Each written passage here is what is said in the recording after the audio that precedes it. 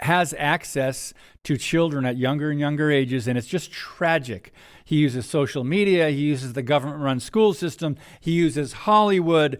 And you wrote in this update on your Facebook page about so-called LGBTQ Christianity and chaos, you said, that hit the evangelical church in 2008. Well, it was in before that, but what do you mean by hitting the church in 2008?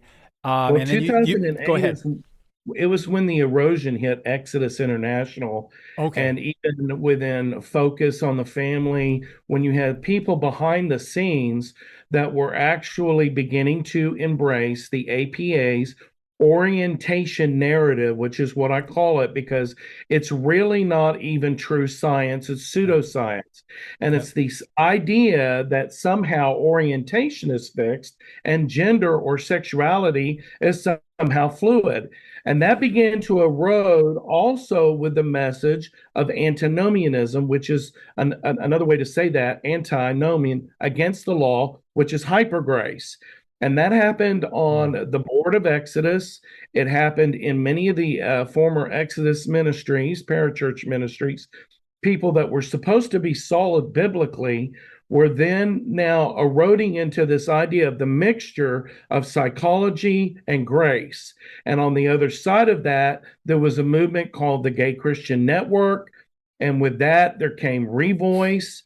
And then you had the PCA. There was many in supposed to be the Bible believing PCA, even the Southern Baptists. You had the president at the time, literally dancing a lip sync of Whitney Houston with a gay staff member. Oh So they were gosh. making literally light of the idea of the orientation of being gay and Christian.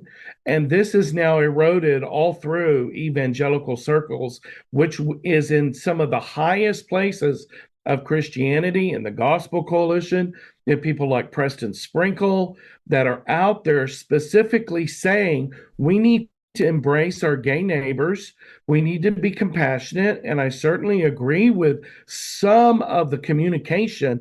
But what they're doing is they're actually bringing a leaven, which is to Yep. accept and move forward. And then you have these like conferences like Matthew Vines that are Yep. actually the Reformation Project to tell the evangelical church, we need to accept gay marriage now. And so this has been an erosion that really has been full force from what I've seen in my experience since 2008. At least, yes. And what you've seen, I think you've been very perceptive on this, Stephen, because it has gotten into the church, and it's sad we are not to conform to the world, but yet this is a deception. It is demonic. It's an ideology that would pervert the gospel, and God is creator. By the way, one of the premises is, well, I was born in the wrong body. That's one of the things they say, and you're thinking, well, that's not biblical.